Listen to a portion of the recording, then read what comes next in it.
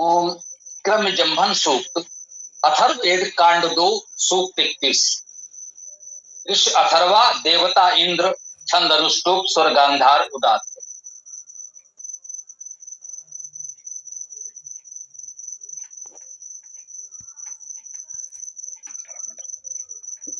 ओम इंद्रस्य यामहि दृशत् त्रिमे विश्वस्य तर्हणि तया पिनस्मि संकृमीन् दृशदा खल्वान् इव। ये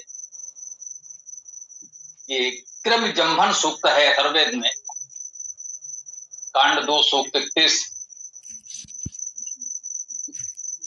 इसमें क्रम का उल्लेख जिस प्रकार से किया गया, पूरा सूक्त ही क्रम पर है। तो हमारे युवा साथियों ने अनुभव किया कि इस सूक्त को लिया जाना चाहिए।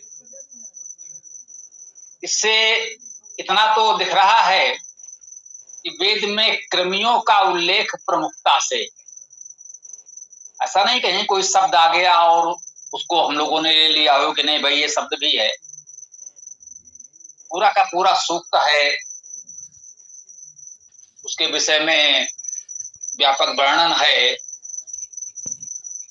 तो निश्चित रूप से हम समझ सकते हैं कि क्रमियों का उल्लेख, क्रमियों के विषय में जानकारी वेद से है, वेद में है, जो भी कह लें वैदिक काल से है। जो अपनी भाषा में जिन शब्दों में कहना चाहे उसी भाव से लिया गया। ये क्रमियों की अवधारणा कोई नवीन नहीं है।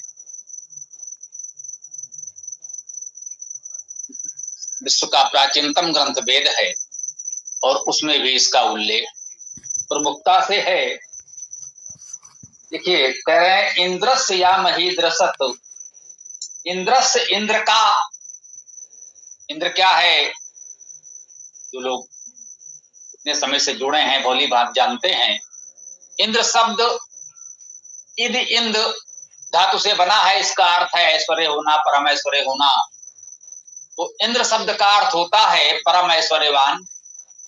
परम ऐश्वर्यवान को जोड़ दीजिए तो हो गया परमेश्वर। तो इंद्र परमेश्वर का एक नाम है, गुणवाची नाम है। हम परमेश्वर को अनेक नामों से पुकारते हैं। व्यापक होने से विष्णु है, अग्रणी प्रगतिशील होने से अग्नि है, सृजनशील सृजनकर्ता होने से सविता है, आदि आदि। तो यहाँ पर इस सूक्त का देवता इंद्र है, परम ऐश्वर्यवान परमेश्वर है। इंद्र षष्ठी विभक्ति एक वचन।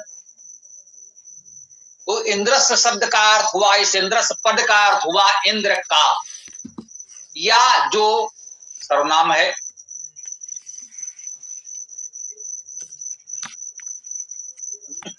इंद्रस इंद्र का, या जो मही महान। मैं धातु, महत्व होना, महत्ता होना, महान होना, बड़ा होना। मैं धातु है, इसी से महान शब्द भी बनता है, उसी से मही शब्द भी बना, उसका अर्थ भी महान होगा। दृशत देखने वाला, दृश्य धातु देखना, तो दृशत देखने वाला है। इंद्र का महान देखने वाला। कृमे है, कृमिक का, ये षष्ठी एक वचन है क्रम शब्द का, है ना। क्रम शब्द है, षष्ठी एक वचन में रूप बनेगा कृमे है, अर्थात क्रमिका। विश्वस्य, विश्व का, तरहणि,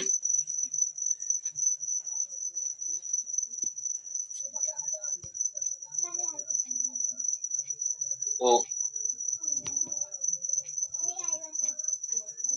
तरहणी में त्रेह धातु है।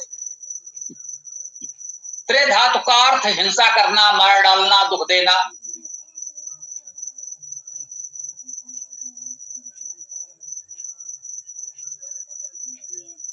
कृमे विश्वस्य तर्हणि, विश्व का सबका हिंसन करने वाला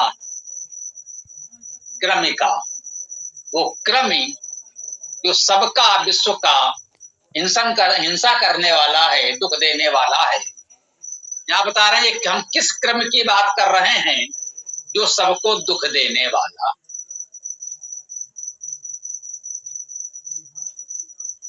या जो विश्वस्य सभी कृमे कृमियों का तरहणी हनन करने वाला है, इसका ऐसा अर्थ किया गया।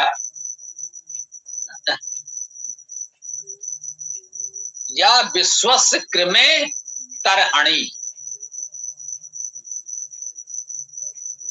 जो सभी कृमियों का हनन करने वाला है। इंद्रस्य महीद्रसत, इंद्र की महिमा को देखने वाला है।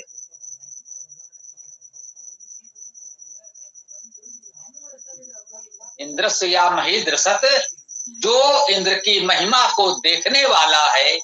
क्रमे विश्वस्य तरहणी, और विश्व अर्थात सभी कृमियों का तरहणी अर्थात हनन करने वाला है, मारने वाला है, दुख देने वाला है।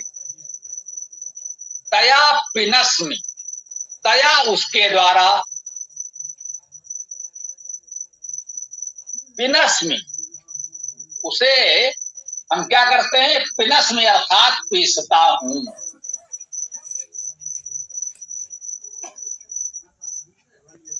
पिनस पिस धातु है चूर्ण करना, पीसना। ये पीसना हम लोग बोलते हैं, उसमें यही पिस धातु है।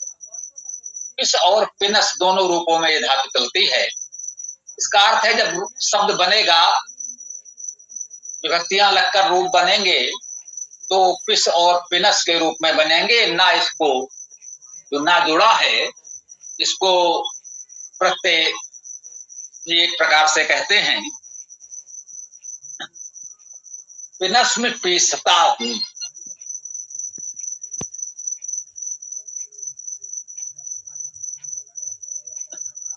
तया पिनस्मि, उसके द्वारा पीसता हूं। सम कृमीन, अब ये सम आया तो पश्चात है पिनस्मि के, परंतु अर्थ करते समय इसे अन्वय कहेंगे।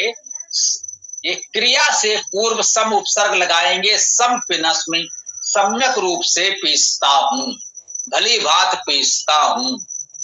क्या पीसना है? कृमीन, कृमियों को, कृमियों को पीसता हूं। स्पष्ट कह रहा है, तया उसके द्वारा, पिनस्मि सम कृमीन, सम्यक रूप से कृमियों को पीसता हूं। कृमीन द्वितीय विभक्ति कर्म कारक में बहुवचन है, तो हमने अर्थ किया कृमियों को, उसके द्वारा कृमियों को भली भांति पीसता हूं। कैसे? दृसदा खलवान यु,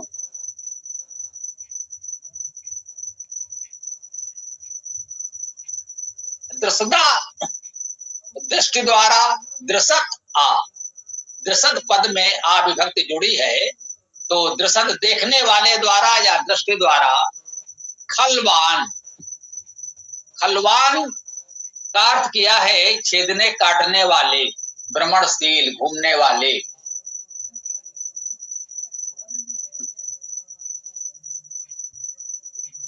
खल धातु है इसमें, खलवान पद है, इसमें खल धातु स्पष्ट दिख रही है, और इस खल धातु का अर्थ होता है छेदना, काटना, छिद्र करना, भ्रमण करना। तो खलवान का अर्थ हो गया छेदने काटने वाले द्वारा, छेदने काटने वालों को। खलवान भी द्वितीय विभक्ति बहुवचन में है। खलवान अर्थात छेदने काटने वालों को, यु के समान, छेदने काटने वालों के समान। अब ये तो समझना पड़ेगा, खलवान संस्कृत व्याकरण से द्वितीय विभक्ति है। द्वितीय विभक्ति का अनुवाद हम अपनी भाषा में सामान्यतः को से करते हैं, परंतु खलवान यू कहा गया तो इसको हम अपनी भाषा में उसके समान कहेंगे, छेदने काटने वाले के समान। अब छेदने काटने वाले कौन है? कृमि, कृमियों को सम सम्यक भली बात पिनस्म पेशता हूं।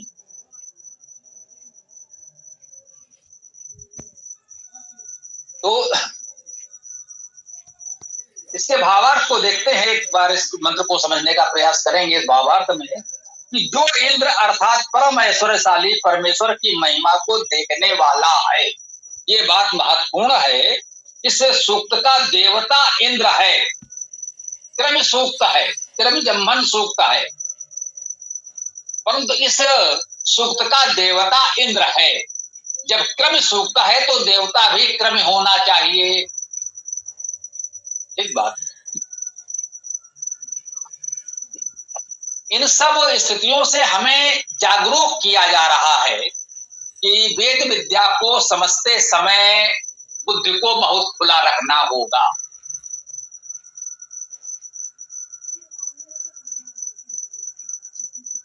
बात तो क्रम की जा रही, क्रम की जानकारी दी जा रही। तो जो सामान्यता हम कहते हैं, जिस मंत्र में, जिस सूक्त में, जिस विषय की चर्चा की जाती है, वही उसका देवता होता है। यहां पर इसका देवता इंद्र है, अर्थात परमेश्वर है, और है ये क्रम जम्भन सूक्त। क्रम सूक्त नहीं है, क्रम जम्भन सूक्त। क्रम को रोकना है, नष्ट करना है, तो इसके लिए देवता तो इंद्र है, परमेश्वरवान है, परमेश्वर है। सामान्यता तो हमें अहिंसा का उपदेश ही दिया जाता है, किसी को मारना नहीं चाहिए, किसी की हिंसा नहीं करनी चाहिए। लेकिन जो क्रम हमारे लिए घातक हैं, हानिकारक हैं, उन्हें तो पीस डालना चाहिए। ये इस मंत्र में हमको बताया गया।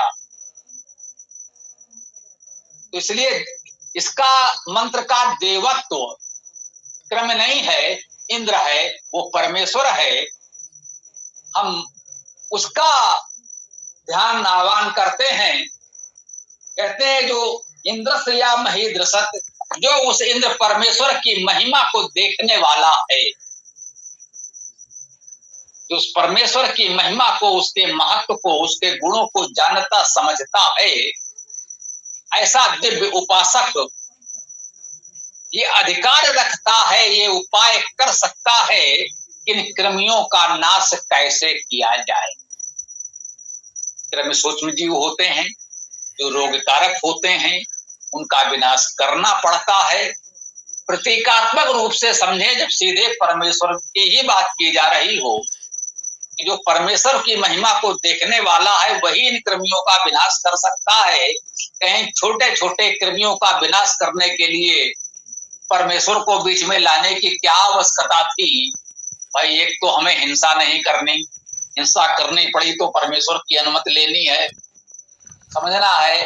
तो जो परमेश्वर की महिमा को देखता है, जानता समझता है, वो समझ सकता है कि यहाँ पर सामूहिक हिंसा से बात नहीं बनेगी।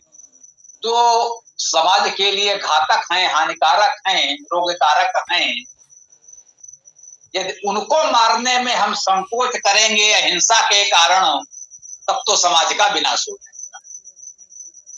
इसलिए परमेश्वर का स्मरण करके, परमेश्वर की महिमा को देखते हुए, इस व्यवस्था को समझते हुए कि जो हानिकारक है उसे पीस डाला जाए, यही उचित है, उसका विनाश किया जा सकता। अब ये मुख्य रूप से तो कृमियों के लिए कहा गया है। कृमि कैसे हैं? खलवान, वो छेदने काटने वाले हैं। तो भाई, समाज में जो भी इस तरह से छेदने काटने वाले हों, हानि करने वाले हों, उनको पीस डालने में कोई आपत्ति नहीं होनी चाहिए। अकारण किसी की हिंसा न की जाए, कितनी बात तो ठीक है, वेद हमको समझाता। तो कह रहे हैं जो इंद्र अर्थात परम ऐश्वर्यशाली परमेश्वर की महिमा को देखने वाला है, वही सभी कर्मियों का हनन करने वाला है। जो परमेश्वर की महिमा को देखता समझता है, वो सब कर्मियों का हनन भी करता है, उसमें उसे कोई दोष नहीं लगता। इसका अर्थ है इंद्र अर्थात परम ऐश्वर्यशाली परमेश्वर की महिमा को देखने वाला ही कृमियों का हनन कर सकता है। जो इस सृष्टि की व्यवस्था को नहीं समझेगा, वो इन सूक्ष्म जीवों कृमियों का विनाश करने का उपाय कैसे करेगा? वो तो दिखते ही नहीं, खोज खोज कर उन्हें कैसे मारा जाएगा? संभव नहीं है। उसके लिए एक विशेष बुद्धि, विशेष उपाय की आवश्यकता है। वो उसी के पास हो सकती है जो परमेश्वर की महिमा को, उसकी रीत व्यवस्था को, प्रकृति के नियमों को जानता समझता है। उसी के अनुसार इसका कोई उपाय वो खोज सकता है। परमेश्वर की महिमा को जाने समझे बिना तो अति सूक्ष्म कृमियों का हनन करना ही भी संभव नहीं है। परमेश्वर की महिमा को देखने, अनुभव करने वाली उस दृष्टि द्वारा ही छेदने काटने वाले भ्रमणशील कृमियों को हम नष्ट करते हैं। परमेश्वर की महिमा को, उसकी रीत व्यवस्था को समझ कर ही हम वह उपाय, साधन, उपकरण, औषध विकसित कर सकते हैं जिससे कृमियों को भली भांति नष्ट कर सकते हैं। आगे कहा गया है विशेष में, इस सूक्त की देवता इंद्र है। ये कहा गया इस सूक्त की देवता इंद्र है। देवता शब्द स्त्रीलिंग है। जैसे कठोर से कठोरता, मृदु से मृदुता, कोमल से कोमलता शब्द बनते हैं, वैसे ही देव से ता प्रत्यय लगकर देवता शब्द बनता है और ये व्याकरण के दृष्टि में स्त्रीलिंग होता है। अतः विद्वान कहते हैं इस सूक्त की देवता, इस सूक्त की देवता इंद्र है। इसका अर्थ है कि इसमें इंद्र अर्थात परम ऐश्वर्यवान परमेश्वर के विषय में बताया गया है। क्रमितो माध्यम, परमेश्वर की महिमा को देखने, अनुभव करने वाली वह दृष्टि महत्वपूर्ण है। इसके लिए क्रम अर्थात अति सूक्ष्म कृमियों को माध्यम बनाया गया है। परमेश्वर की महिमा को अनुभव करने वाली दृष्टि के बिना तो हम कृमियों को भी नष्ट नहीं कर सकते हैं। एक तो वो इतने सूक्ष्म है, दिखते नहीं, सरलता से तो उन्हें नष्ट किया नहीं जा सकता। उसके लिए विशेष उपाय करने पड़ते हैं। इसलिए भी परमेश्वर की महिमा, उसकी रीति व्यवस्था को समझकर ही हम उपाय उसके लिए खोज सकते हैं, अपना सकते हैं, कर सकते हैं कोई उपाय। और दूसरा बात इसमें ये भी कहने का प्रयास किया गया, इतने सूक्ष्म जीव कृमियों को भी हम परमेश्वर की महिमा को, उसकी व्यवस्था को समझे बिना नष्ट नहीं कर सकते। बड़े बड़े कार्य कर पाना तो और भी कठिन होगा हमारे लिए। तो आज से हम लोगों ने ये क्रम जंभन सूक्त आरंभ किया। आज की इस मंत्र व्याख्या को हम यहाँ विराम दे सकते हैं। अब आप लोगों का जो भी प्रश्न विचार आदि हो